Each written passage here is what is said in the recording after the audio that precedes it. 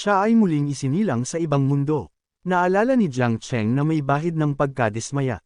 Sa simula, inakala niya na katulad ng ibang mga transmigrator, makakapandaya rin siya, lilibutin ang mundo, magiging pinakamakapangyarihan, at titingalain habang lahat ng nilalang ay ituturing niyang parang mga langgam.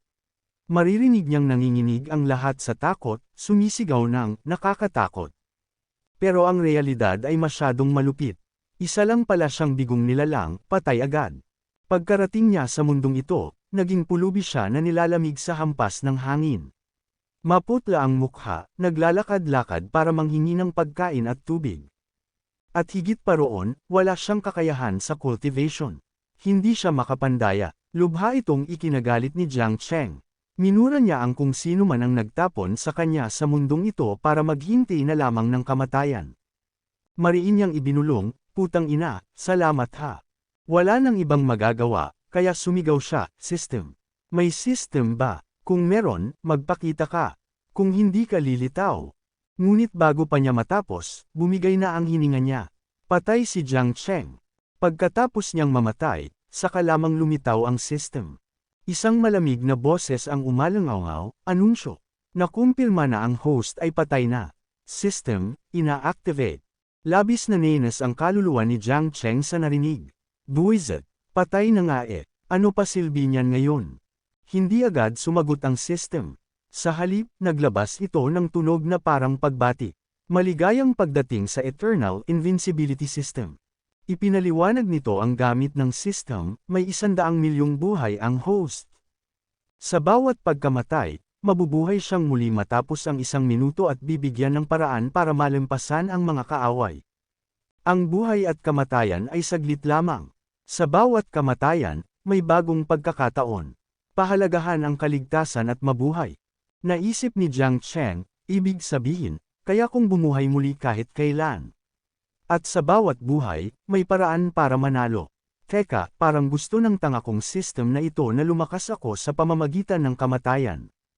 Muli itong nagsalita, sinusuri ang sanhi ng pagkamatay ng host, kakulangan sa tubig. Gumagawa ng survival plan. Pakiante. Mabilis nitong pinili ang gantimpala. Reward, Heavenly Desolate Indestructible Body. Napatitig si Jiang Cheng sa panel ng impormasyon na lumitaw sa harapan niya.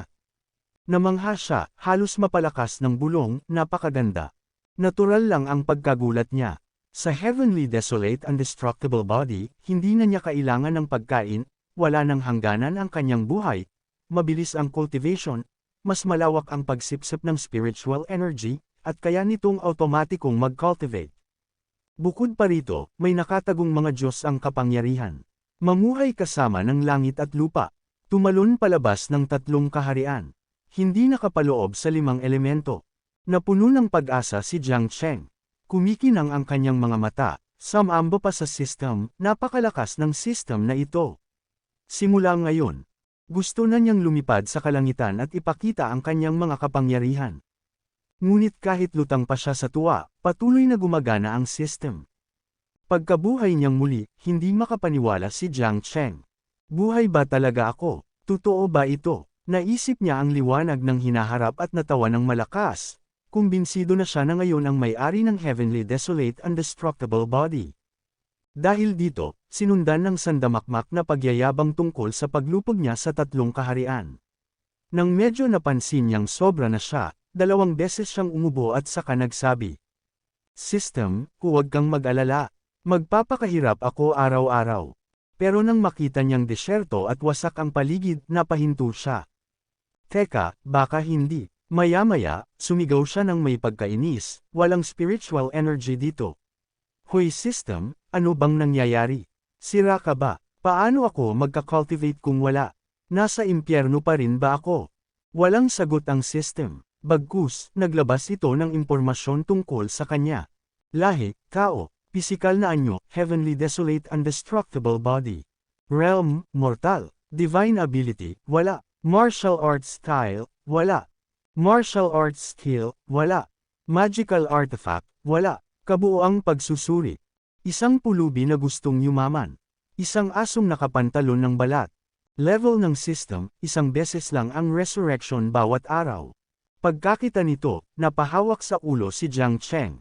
Knock-off pala to. Kahit may heavenly desolate indestructible body na ako, wala pa rin akong lakas. Hindi ko matatanggap to. Minura niya ang system, sinigawan na mag-refund, at pinagmumura ang buong buhay na puno ng scam. Kinabukasan, matapos ang isang buong araw ng pagmumura at wala pa ring solusyon, napagod siya at napahawak sa leeg. Kung wala ka ring magagawa, umalis ka na. Magpapakamatay na lang ako. Tumakbo siya sa bangin at susubukan na tumalon. Sa wakas, sumagot ang system, ngunit hindi solusyon ang dala. Babala, kung nais ng host na magpakamatay, igagalang ng system ang iyong desisyon at hindi na gagamitin ang resurrection function. Napapangilo ang mukha ni Jiang Cheng, nagmumura, galit na galit, anong karapatan mong gawin yan? Bagsak siya sa lupa, namimilipit sa galit, nagmura ng malulutong. Lumipas ang ilang araw. Sa sobrang inip, nagsimula na naman siyang magreklamo. Ipinakita niya ang gitnang daliri sa kalangitan, "Hoy, niloloko ba ako ng langit?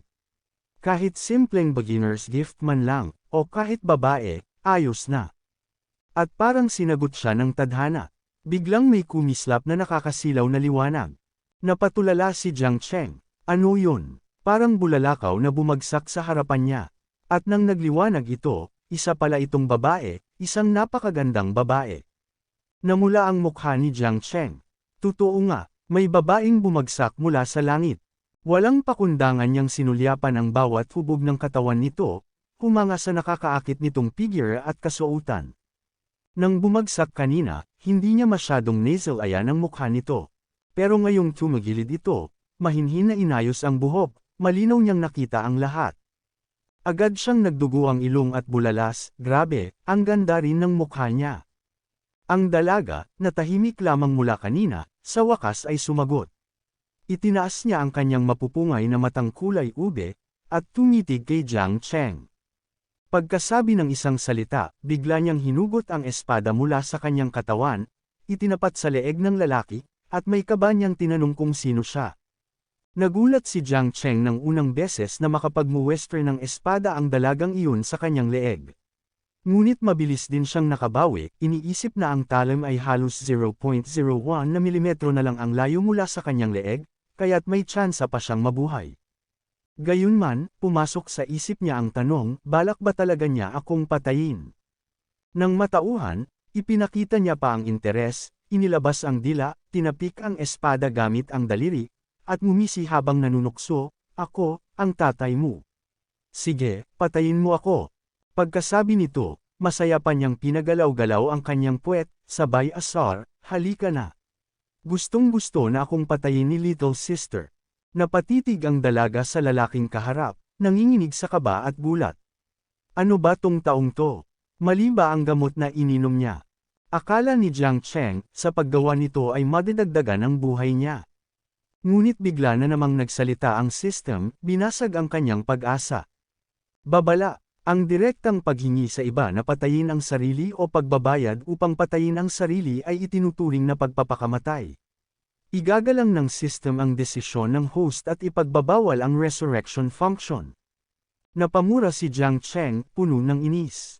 Buwisit, niloloko na naman ako ng system na to. Naisip niyang wala ng silbi ang pagmamakaawa. Hindi na siya ulit nagtanong sa dalaga na patayin siya. Nang makita niyang palapit ito, agad siyang lumingon at nagmakaawa. Sandali lang. Hindi mo ako kailangang patayin. Misunderstanding lang ang kanina. Nenas ang dalaga, ano ba ang problema mo? Kanina gusto mong patayin kita, ngayon naman sinasabing mong hindi. Pinagmasdan niya ang binata, sayang, medyo gwapo sana siya. Pero, tanga naman. Samantala, nag-isip si Jiang Cheng. Lumitaw sa mukha niya ang tusong ngiti. Kung hindi pwede ang direktang paghahanap ng kamatayan, pwede naman akong magpanggap na kontrabida para sa pilitang patayin nila ako. Pagkasabi nito, agad niyang hinubad ang lahat ng kanyang damit, ipinakita ang matipuno niyang katawan. Sumugod siya sa dalaga at sumigaw ng malakas.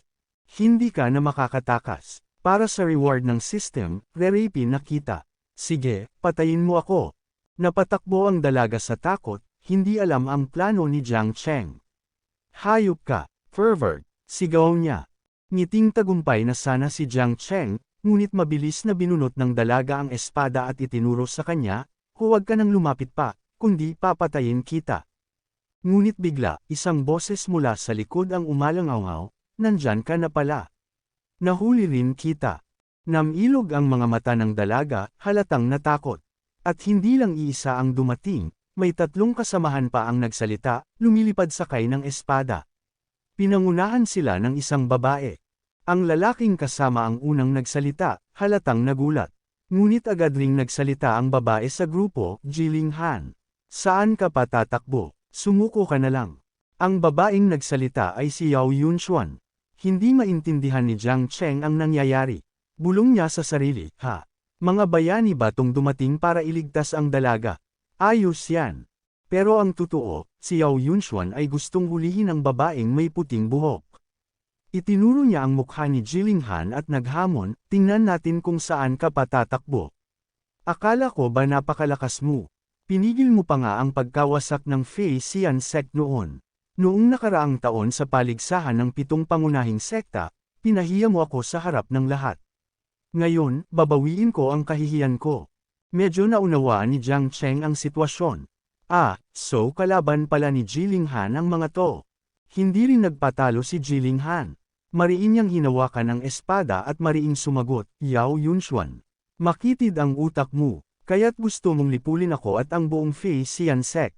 Bago pa siya makasagot, tatlo niyang kasamahan ang nang-insulto. Tigilan mo na ang pagsatsat. Kami na ang pipili kung paano ka mamamatay. Sabi naman ng isa, huwag tayong magmadali, mas masarap kung dahan-dahanin siya. Ipapanalangin niyang mamatay na lang siya pero hindi mangyayari.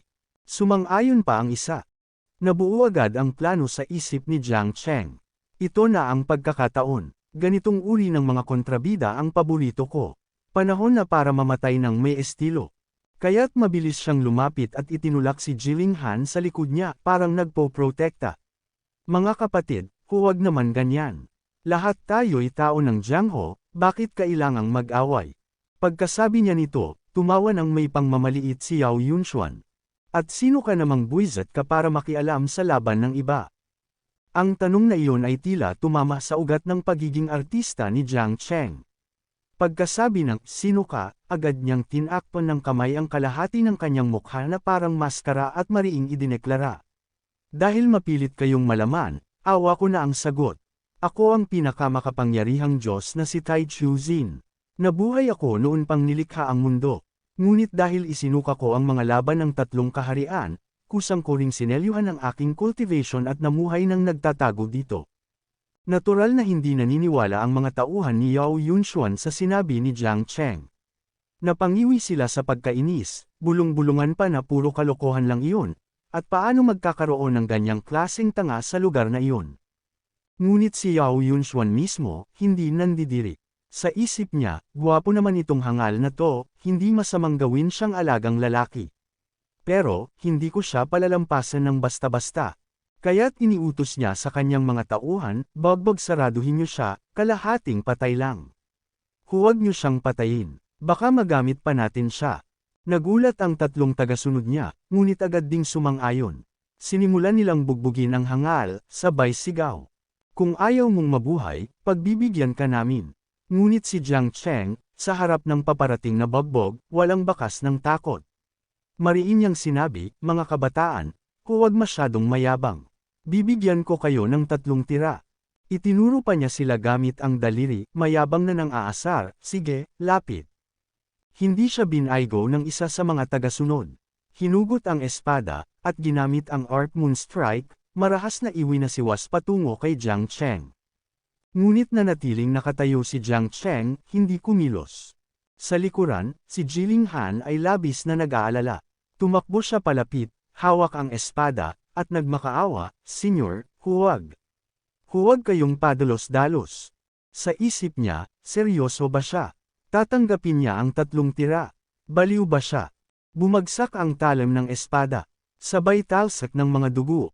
Nabalot ng sariwang dugo ang mukha ni Jiang Cheng, ngunit nakangiti pa rin. Mahinang bulong niya, sa wakas, tapos na. Hindi pa natatapos ang huling salita, bumagsak na ang katawan niya sa lupa ng malakas. Nang makita iyon, nagpatikip ng bibig si Jilinghan, nangingilid ang luha, napasigaw, tama na. Ngunit sa kabilang banda, tuwang-tuwa ang grupo ni Yao Yunshuan. Pinagtawanan siya, sabay pang aasar, isang basurang ulol, naakit lang sa kagandahan, nagkunwaring bayani, hahaha. Nakakatawa ka. Galit na sumigaw si Yao Yunshuan sa tatlong niyang tauhan, buwizat kayo. Sabi ko bugbugin lang hanggang kalahating patay. Bakit niyo siya pinatay? Nang tignan niya ang dagwang bangkay, naiinis man, bulong niya, sayang, kahit paano, guwapo pa rin ang mukha niya. Masusulit ko pa ito habang mainit-init pa. Hindi na nakapagpigil si Jilinghan. Galit na iwinasiwas ang espada at mariing isinumpa, mga halimaw kayo. Masyado kayong malupit, isa lang siyang hangal. Sa lugar na hindi nakikita ng lahat, muling nagsalita ang system. Notification, host death detected. Cause of death, pinatay ng disipulo ng Extreme Moon Sect. Nagbuo ng survival plan, pakiante, sandali lang at lumabas ang sunod na abiso, host cultivation, umakyat sa 3rd stage Soul Realm. Natutunan, Extreme Moon Sect's 4th stage Moon Guardian Heart Techniques. Natutunan, Extreme Moon Sect 6th stage Arc Moon Sword Technique. Natutunan, 2nd stage Soul Regulating Technique. Natutunan, 3rd level Fail Refining Technique. Host Resurrecting. Muling nabuhay si Jiang Cheng, at nang makatanggap ng napakaraming gantimpala, halos mabaliw siya sa tuwa. Tumalon siya, sumigaw ng malakas, nagdiwang, panalo. Panalo ako, salamat, system. Immortal na ako sa labas ng realidad na to. Habang nagsasalita si Jilinghan, bigla siyang tinutukan ng espada. Malamig na tugon ni Yao Yunshuan, ngayon, ikaw naman. Pahihirapan kita, buburahin ko ang ganda mo, sisirain ang cultivation mo, at gagawin kitang inutil na tagahalik sa paa ko habang buhay. Natuwa pa ang mga tauhan sa likuran niya, grabe, napakabait ng junior sister. Hindi ka papatayin. Ang astig talaga ng kalupitan mo. Bakit hindi namin naisip yun? Habang sila'y nagbubunyi, isang pamilyar na boses ang umalangaw-ngaw mula sa likod, 3 walang silbing aso, at ang basura'y ginagawa ninyong kayamanan. Lumingon sina Yao Yunshuan at ang 3 niyang tauhan. At nang makita nila, napasigaw sila sa takot.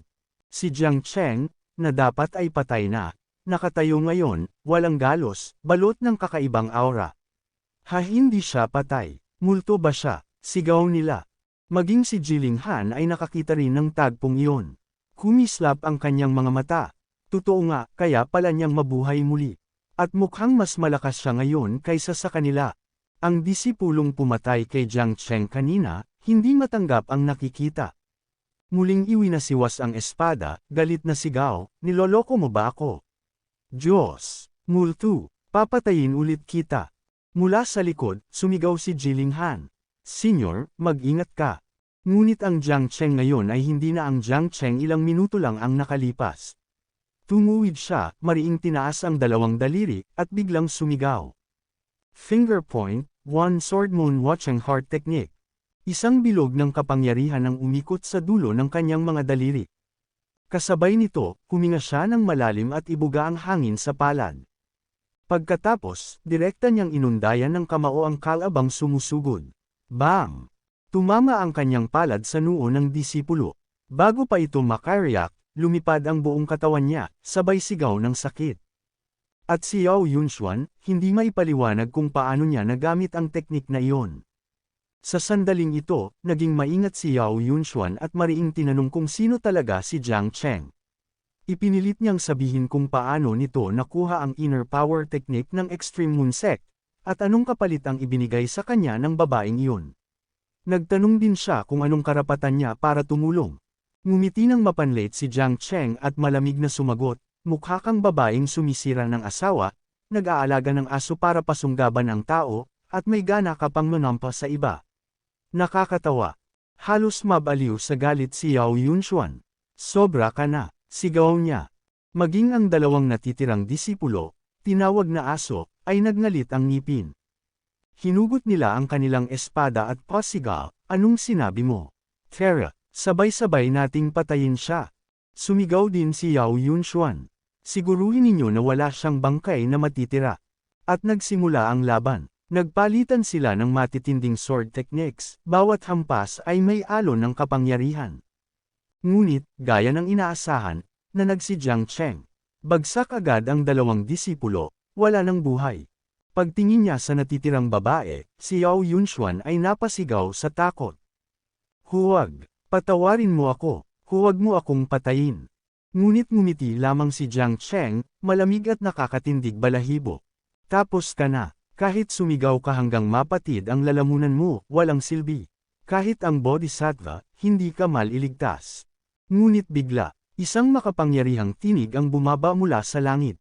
Sino ang palaboy na aso na naglalakas loob pagsalitaan ng ganyan ng Sect Juniors ko? Kasabay noon, itinapon pabalik si Jiang Cheng ng matinding presyon. Napilitang takpan niya ang mga mata mula sa nakakasilaw na liwanag.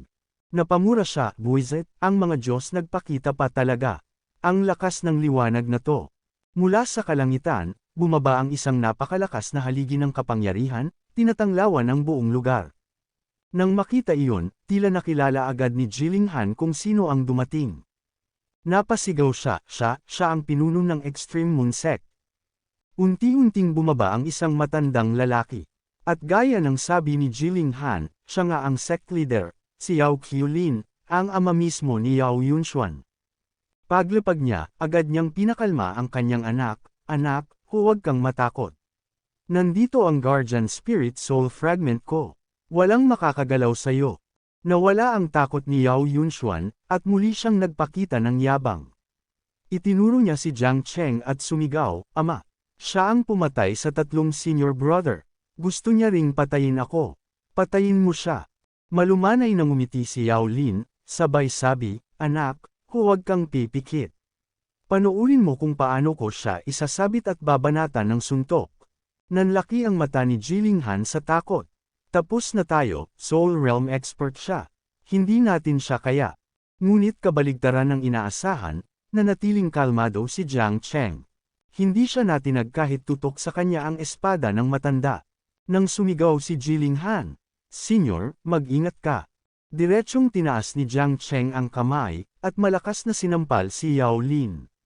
Kasabay ng mura, "Lumayas ka, matanda." Nabigla si Yao Lin, napaling ang mukha, galit na napasigaw ng sumpa. Maging si Jiling Han, nanlaki ang mata, halos mabitawan ang kanyang espada. Nangyari ba yun talaga? Sinampal niya ang sect leader.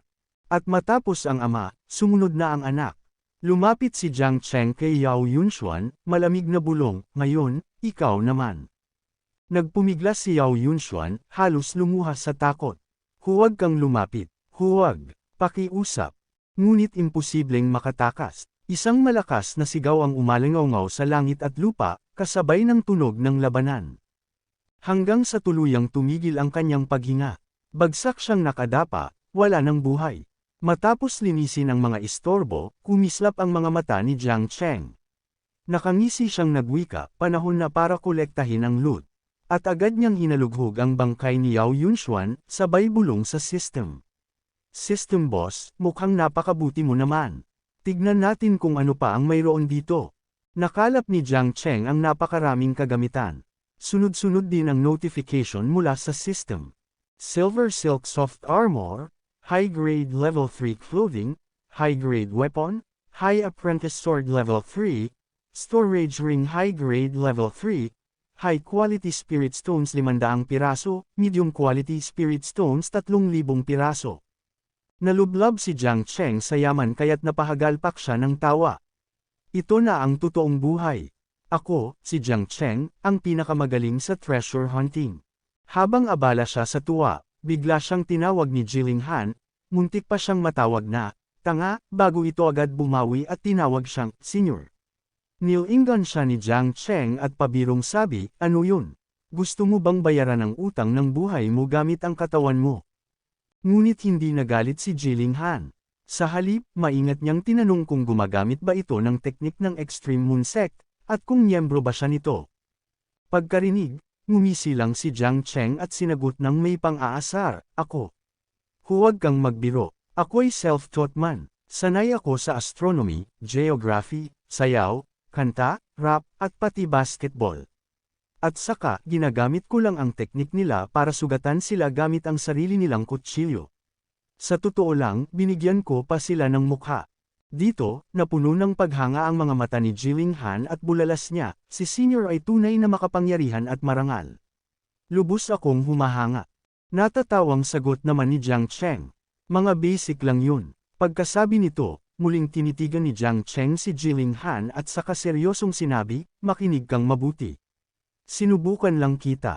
Huwag na huwag mong ipagsasabi ito sa iba. Mabilis namang tumanggo si Jilin Han. Hindi po ako maglalakas loob, Senior. Pero may idinagdag siya, habang napupuno ng luha ang kanyang mga mata. May isa pa po akong pakiusap, ang mga halimaw na yun, winasak nila ang aming sekta. Bata, matanda, walang sinino. Ginamit nila ang lakas nila para apihin ang mahihina. Hindi na yata kayang tiisin ng langit at lupa. Senior, hinihiling ko na kayo nawa ang magdala ng hustisya at tulungan ang aming Flying Immortal Gate. Eksaktong sandaling iyon, biglang naglabas ng notification ang system. Main storyline mission, magtayo ng sariling sekta at pag-isahin ang tatlong mundo. Nagulat si Jiang Cheng. Ha, tinuturuan mo ba ako kung paano kumilos? Ano naman ang benepisyo nito? Sumagot ang system, kung sasali ka sa system missions, mabilis kang lalakas. Parang nakahack. Hindi mo na kailangang troublemayan ang cultivation. Makakakuha ka ng maraming system points na pwedeng gamitin para mag-upgrade ng experience o ipalit sa rewards. Kasunod nito, lumabas ang kasalukuyang data ni Jiang Cheng. System level, level 1. System experience, 1,000. Available points, 0 points. Current level, isang beses muling mabubuhay kada araw gamit ang random survival plan. Next level, 2 beses muling mabubuhay kada araw gamit ang random survival plan. Pinagkamot ni Jiang Cheng ang baba at bulong niya, pwede pa pala itong i-upgrade? Kung may points, baka pwede kong ipalit sa mga reward. E ano naman ang tungkol sa spoils of war? Agad niyang ini-swipe ang screen at lumabas ang exchange table.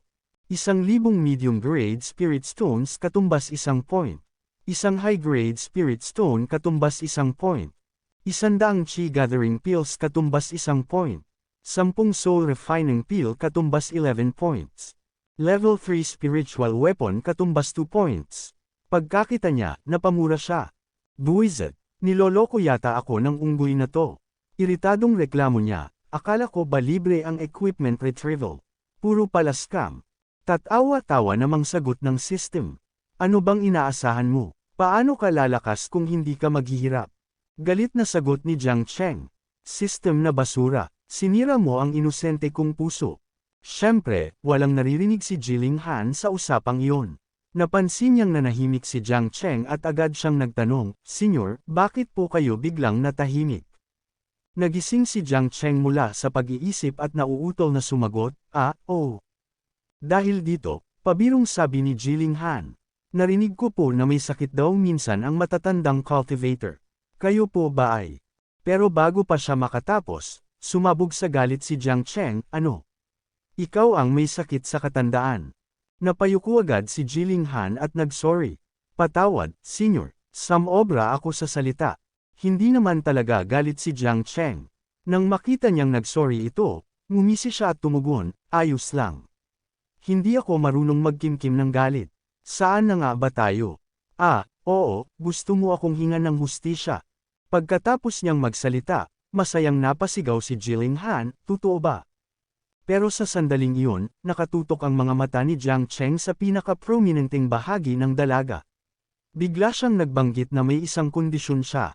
Hindi pa alam ni Jilin Han kung ano ang kondisyon, pero dahil sa titig ng senior, nalungkot siya at inisip kung baka may masama itong ibig.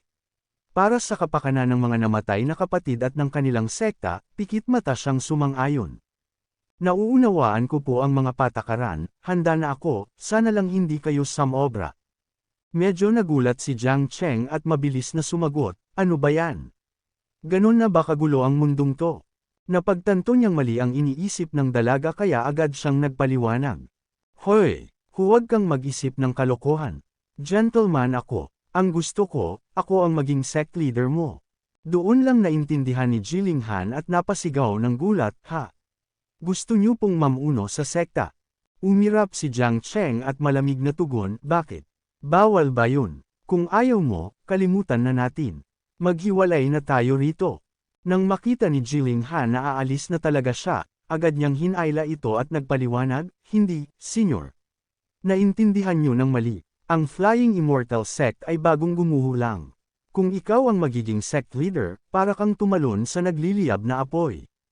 Pero, sa talino niyo, hindi, sa lakas niyo dati, senyor, hindi po ito magiging problema. Habang nagsasalita si Jilin Han, lalo lang nagalit si Jiang Cheng. Matalim ang tingin niya at mariing sabi, kung wala kang masasabing matino, tumahimik ka na lang. Ang tanong, pumapayag ka ba o hindi na ako maging sect leader? Siyempre, hindi naglakas loob si Jilin Han na tumanggi. Malakas ang tinig niyang tugon, oo, senyor. Sumasang-ayon ako. Agad siyang lumuhad at nagbigay galang. Ang unang henerasyon na tunay na disipulo ng Flying Immortal Sect, nagbibigay galang sa bagong sect leader. Kasabay nito, dumating ang notification ng system, mission completed, own independent sect. Rewards, 500 points. Lumabas din ang detalye ni Jilin Han. Jilin Han, SSR. Race, human. Physique, exquisite. Realm, cultivator. Overall evaluation, talent na minsan lang lumilitaw sa loob ng 1,000 taon. Bukod pa rito, nakakuha si Jiang Cheng ng reward dahil nakapag-recruit siya ng disipulo. Dagdag 3,000 points. Kabuuang accumulated points, 3,500. Sa sobrang tuwa ni Jiang Cheng, kumagalpak siya ng tawa, ganito lang. 3,000 points agad, diretso level up na to. Nag-utos siya ng upgrade at agad tumugon ang system. System level, level 2. System experience, 10,000. Available points, 2,500 points. Current level, 2 beses muling mabubuhay kada araw gamit ang random survival plan. Next level, 3 beses muling mabubuhay kada araw gamit ang random survival plan. Pero hindi pa doon natapos. May bago na namang notification, mystery box unlocked. Bawat bukas, 1,000 points. Nais mo bang mag-draw ng prize? Pagkakita ni Jiang Cheng, halos tumalon siya sa tuwa, pwede rin palang magbukas ng chest. Gets ko na to. Sa past life ko, puro ganyan ang laro, draw, gotcha, open chest. Agad siyang nag-transform bilang isang tunay na sugarol. Wala siyang pake sa kasabihang, maliit na sugal, pampalipas oras. Malaking sugal, sisira ng buhay. Para kay Jiang Cheng, isang bagsak, bike magiging motor. Manalo, makakadate ng model. Matalo, mamalimos sa gabi. Wala nang atrasan, all in. At buong tapang siyang pumili ng open chest. Sumunod ang system. Drawing prize in progress. Habang umiikot ang palaso, sumisigaw si Jiang Cheng, sige na. Tumama ka, bigyan mo ako ng milagro. Matapos ang isang round ng draw, isang malakas na putok ang umalangaw, kasabay ng isang mekanikal na tinig na bumati ng, congratulations. Binati ng sistema si Jiang Cheng para sa explosive special reward at ibinunyag na nakatanggap siya ng isang espesyal na kakayahan, ang insight. Hindi pa alam ni Jiang Cheng kung para saan iyon, kaya't nagtanong siya ng may pagtataka, insight. Ang weird naman yan, nagdesisyon siyang subukan ito agad. At sa mismong oras na matapos siyang magsalita, automatikong inilagay siya ng sistema sa insight mode. Isang liwanag ang lumitaw sa likuran ni Jiang Cheng, at ipinakita ng sistema ang mga salitang, searching for nearby treasures. Sa sandaling iyon, nanlaki ang mga mata ni Jiang Cheng, at ilang nakakasilaw na bagay ang kanyang nakita. Lihim siyang natuwa, gets ko na, naka-jackpot ako. Paparating na ang mga kayamanan. Ngunit bago ang lahat, isang nakakatakot na haligi ng enerhiya ang lumitaw sa harap niya. Hindi ito nakikita ni Jilin Han, ang nakikita lamang niya ay ang kanyang senior na naglalakad sa isang direksyon. Dahil dito, nag-aalala siyang sumigaw, "Senyor, ang tanga mo." Hindi ito maganda. Napatigil siya at nagbulong sa sarili, parang may mali, saan ba talaga pupunta ang aking sect leader? Iiwan niya ba ako? Narinig iyon ni Jiang Cheng, kaya't lumingon siya at kalmadong sumagot. Imposible, ikaw ang pinili ko, kaya't manatili ka lang dito at huwag gagalaw. Bibili lang ako ng dalandan. Pagkasabi niya nito, agad niyang ginamit ang cultivation technique at umalis. Hindi naglakas loob na sumunod si Jilin Han. Mahina niyang nasambit, talagang malalim at mahirap intindihin ang mga salita ng sect leader. Sa gitna ng madilim na gabi, huminto si Jiang Cheng sa paanan ng isang bangin. Nagmasid siya sa paligid at buong kumpiyansang sinabi, nandito iyon. Nagkunwari siyang may dignidad habang naglalakad, ngunit di niya nakayanan ang pagpapanggap ng higit sa 3 segundo. Napatawa siya, at nakiusap, pinakamamahal na system, sabihin mo na, ano ba itong nakita ko? Ngunit sa halip na sumagot agad, naglabas ng abiso ang sistema, upang gamitin ang datos ng system, bawat tanong ay katumbas ng 500 points. Ang naunang tanong ng host ay naisagawa na at nabawasan na ng puntos. Kasalukuyang puntos, 2,000. Nagulat si Jiang Cheng. Ha, dayaan to, niloloko mo ako, pera ko nawawala. Kahit anong mura ang binigkas niya, hindi na maibabalik ang puntos. Mabilis na nagpatuloy ang sistema. Ang nakita ng host ay isang World Heart Fragment. Ito'y sumisipsip ng spiritual energy ng langit at lupa, kinokolekta ang asensya ng araw at buwan, binabaligtad ang yin at yang upang paikutin ang kapalaran, at pinapailalim ang lahat ng bagay. Paalala, kapag nakolekta at pinagsama ang lahat ng fragment upang mabuo ang isang buong mundo, magiging mas makapangyarihan ito. Natuwa si Jiang Cheng. Ayos yan, pero mas okay kung mahahawakan na natin.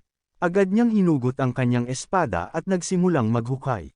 Ilang sandali pa, ang buong kalangitan ay kumislap sa makukulay na bahaghari.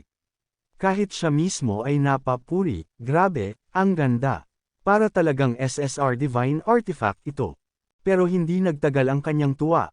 Pagkasabi niya noon, namutla siya bigla, sumabog ang lahat. Nawalan siya ng hininga sa isang iglap. Habang humihiwalay ang kanyang kaluluwa sa katawan, nagngingit-ngit pa rin siyang nagmura. Agad namang lumitaw ang system prompt. Host death detected 2 hanggang 2. Dahilan ng pagkamatay, pagkawasak ng origin veins. Ang may gawa, World Heart Fragment. Gumagawa ng survival plan. Maya-maya, natapos ang plano. Special ability unlock, Primordial Breath. Kakayahan nitong paamuin ang World Heart Fragments. Paalala, ubos na ang 2 resurrection chance para ngayong araw. Mag-ingat. Muling nabuhay si Jiang Cheng, pero sa mismong pagmulat niya, isang kamay ang dumapo sa kanyang mukha. Kasabay nito, narinig niya ang isang iyak. Nagulat siya at agad na umupo. Sa kanyang harapan, isang sobrang cute na batang babae ang nakaupo. Nabigla siya, ha, hindi ba World Heart Fragment ito? Bakit naging bata?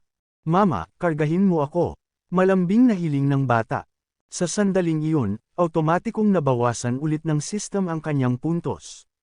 Ito ang anyo ng World Heart Fragment kapag pumili na ito ng master. Transaction complete. Current points, 1,500. Nagalit si Jiang Cheng. Ha, hindi ko naman sinabi na sagutin mo yun. Ang daya mo, sumagot ang sistema. Ang smart service ay automatikong nag-a-activate kapag kailangan ng host. Kung ayaw gamitin, sabihin lamang ang command na unsubscribe. Agad na nag-apoy si Jiang Cheng sa galit. Lumabas muli ang World Heart Fragment, ngunit anyong bata pa rin, inosente at napaka-cute. Hindi niya alam ang nangyayari, nakataas lang ang 2 kamay at nagmamakaawang, Mama, buhatin mo ako.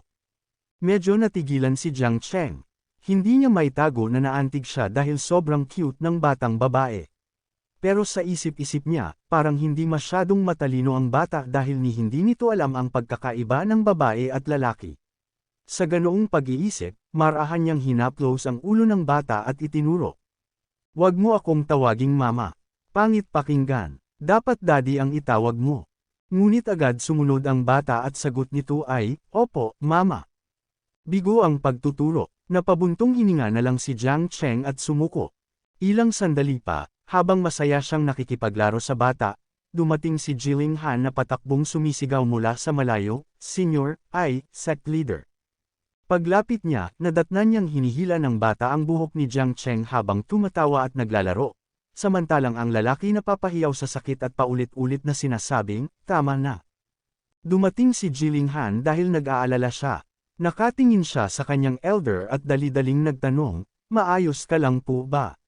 Napakalakas ng spiritual force kanina. Itinuro ni Jiang Cheng ang batang nakayakap sa kanyang leeg at walang magawa niyang ipinaliwanag, dahil dito, sa batang to.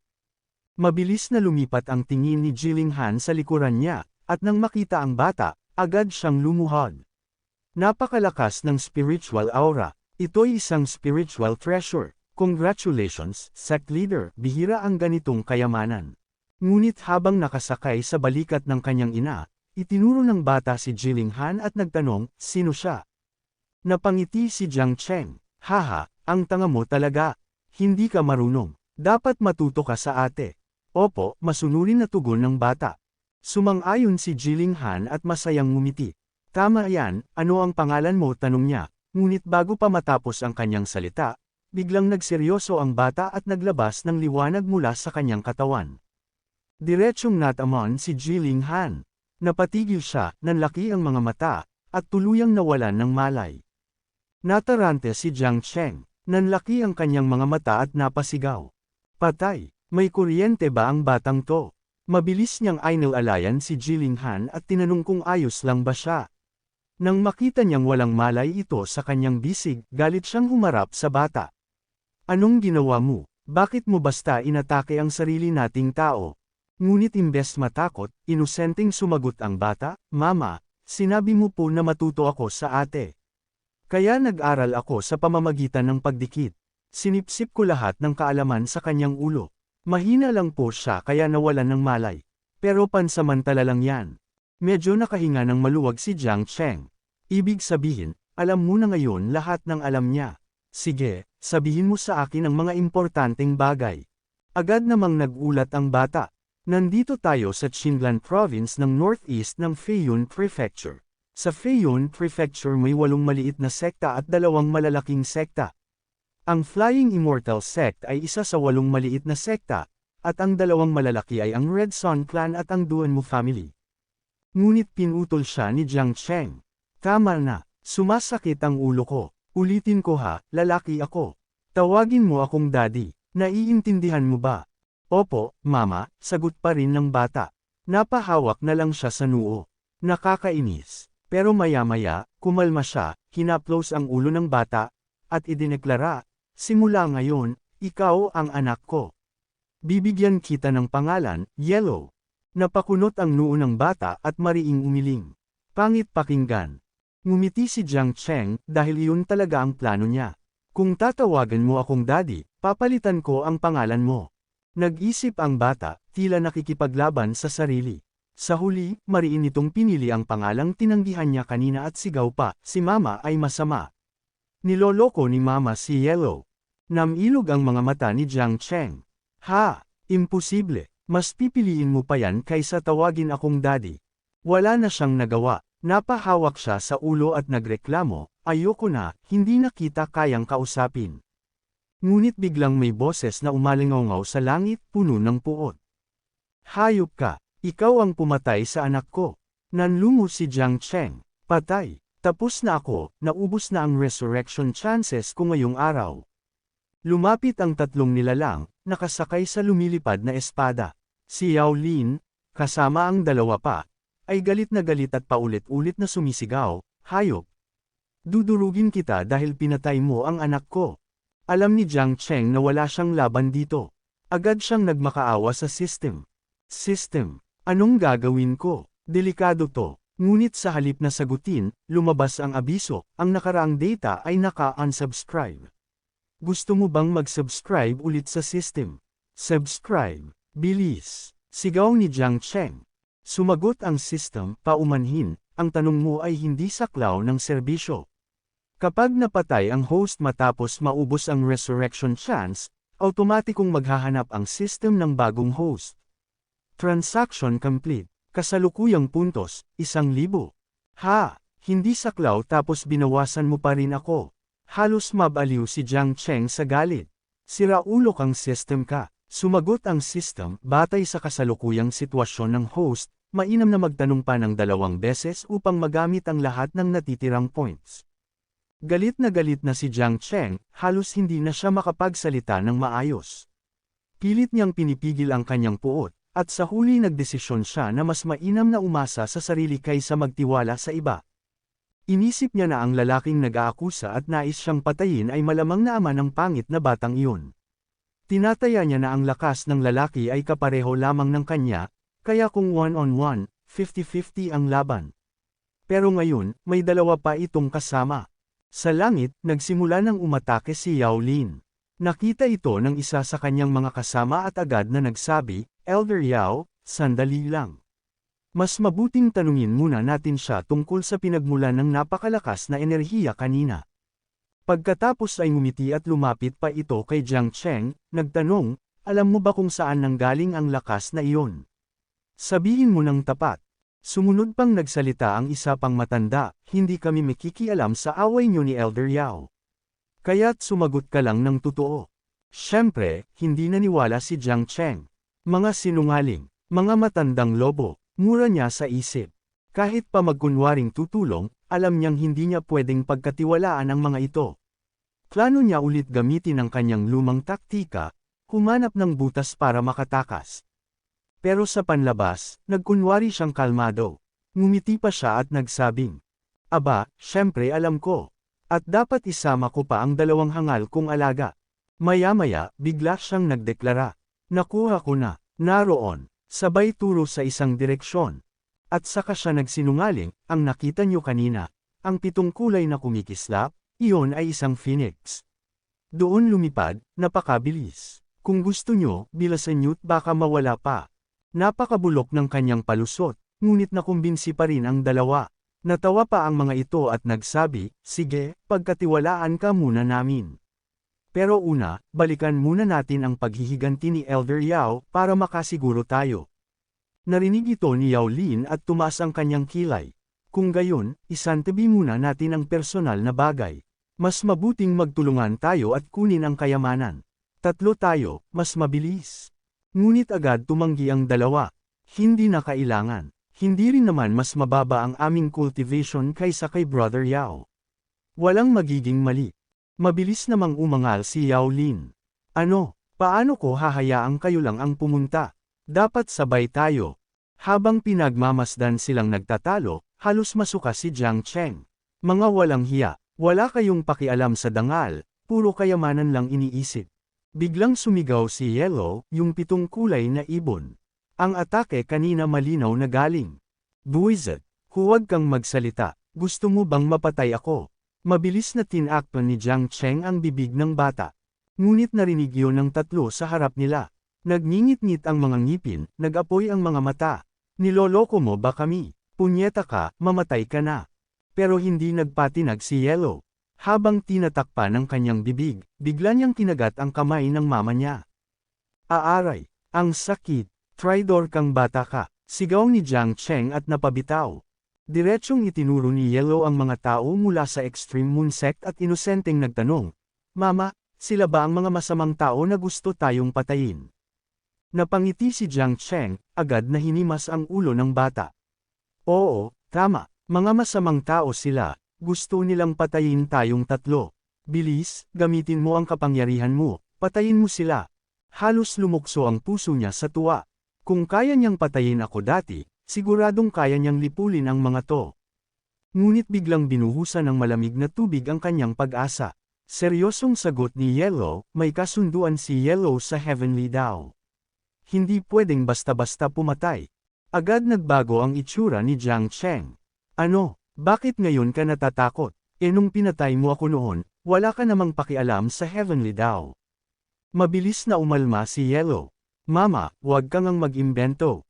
Nahilo lang si Yellow noon. Hindi ko sinasadya, aksidente lang. Kaagad na nakaisip ng paraan si Jiang Cheng at mabilis na sumingit.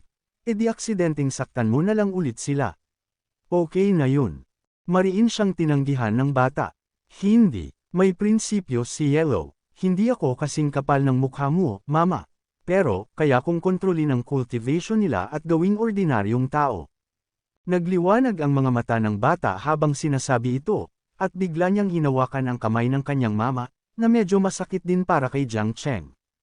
Agad na binawi ni Jiang Cheng ang kanyang kamay at masiglang sinabi. Ayos yan, gawin na natin yan. Nang makuha ang pahintulot, hindi na nagpigil si Yellow. Diretso siyang sumigaw. Panahon na para mag-transform. Pagkasabi niya nito, isang makinang na liwanag ang lumitaw sa kanyang likuran. Naguluhan ang tatlong miyembro ng Extreme Moon Sect sa kanilang nakita. Mabilis silang naghandang lumaban at nagtanong, anong pinagsasabi ng batang yan?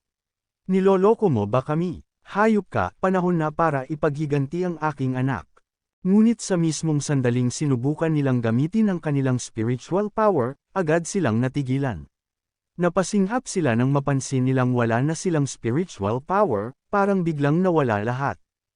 At syempre, ang pinakamasaya sa lahat ay si Jiang Cheng. Nagkunwari siyang matuwid, binuhat ang espada at idineklara.